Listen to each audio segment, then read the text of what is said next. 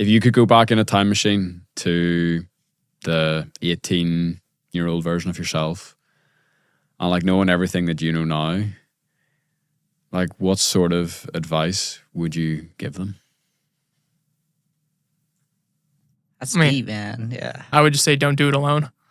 That would be, and then and the core component of that also would be is take the risk. Because like, because that's what I did, is I did take the risk. It literally, like, I was set up in a position where I could have gone the corporate route in college, and I decided not to, and ended up going and doing entrepreneurship. So I would have just confirmed it, and would have just been like, hey, like when you're poised for that decision, take the risk and don't do it alone. Because that was the biggest thing that stopped me from like my first company from like going anywhere so significantly, is I tried to do everything myself. And when I partnered up with these guys, like we took it to the moon. So good. Yeah.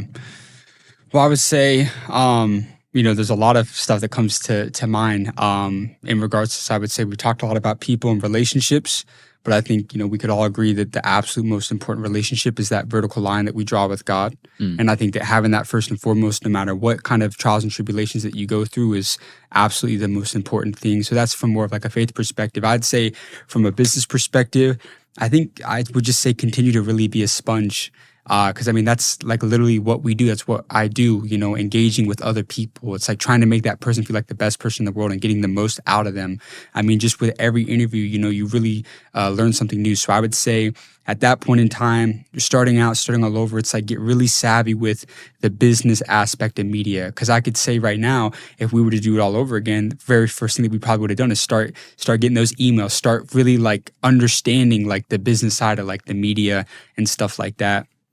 Like, we've said that a big theme of this has been like people, and like, again, like early on, like, we didn't do a great job of like delegating those MWAs, the minimum wage activities, right? We interviewed a 195 million lumber entrepreneur in Houston. He said at a certain point, the business owner can't be worried about the price of the toilet paper, which is extremely true. So it's like early on, it's like, hey, this is the money that we're making. This is all what we're focused on. This is the kind of aspects of the business that we're going to run with, but it's like all these things that aren't, adding a lot of money and are very low leverage. Let's, get other people in. Like Grant said, it's like you got 3 employees, you got a problem. The more you scale, the more you grow. It's like, it's ultimately going to generate more revenue if you have the right people on the bus, the right people rowing the boat with you. I'll probably tell myself 2 things. One is you got to change your environment. Like I feel like first of all, the DC area and just the people I was hanging out with were not really supportive of like entrepreneurship at all. And I feel like at times that would honestly create those thoughts of just like limiting beliefs. I can't do this. Like, maybe am I doing this all wrong? Like, is entrepreneurship really for me? So one would be just change your environment. And then the second thing would probably be to eliminate your ego. Especially like when you're first getting started out, like it's okay to ask for help and just be completely transparent with people with where you're at and what you're struggling with. Because if you're not honest about where you're at or the things that you're actually struggling with and need help with, then you won't actually get the real answers that you want. You're just getting a half-assed answer, and you're not giving people the full picture, and they're not actually able to give you real advice on your current situation. So I'd probably say 1 is change your environment to people that are actually like-minded and are headed to where you want to go. And then 2, just eliminate ego, and it's okay to ask for help. And one last thing I'll add on to this too, because it came to mind, is that another person that we had interviewed back in May was Dean Graziosi. Are you familiar with Dean? Scottsdale entrepreneur. He's done over $1 billion throughout his career. Business partners with Tony Robbins. Is that he said, if he were to go back to his 20-year-old self, he said, back then when I was 20 years old, I would have, if you had asked me, I would have thought that it was 90% being in the right, the right business vehicle, rowing the right boat, and 10% mindset. And he said, now, knowing everything I know now, it's actually 90% mindset, 10% being in the right vehicle.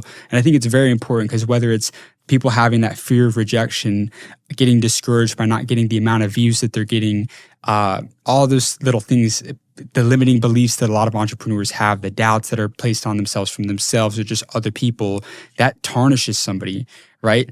And I think it's only right that we drop this one, right? At the end here, right? Do we need one more? Here we go. You ready? All right. I have a question for you. All right. Do you know which one's coming? Yeah. Do you know where the most valuable piece of real estate is? In between your 2 ears. No. is in graveyards because there's billion-dollar ideas sitting in the ground for people that never took action. You got me. Come on, man.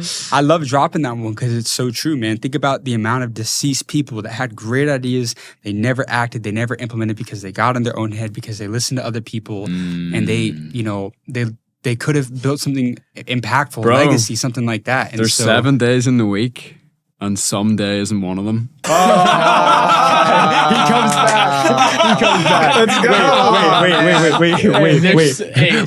There's 7 days of the week, and some day is not one of them. Wow. That's a banger. That's amazing. So in other words, you're saying that start now. Yeah, And not tomorrow. You know why, 100%. right? Because procrastination is the assassination of all destinations. Oh no, man. I feel like I'm in the middle of a rap battle. Sound bites. Hey, come on.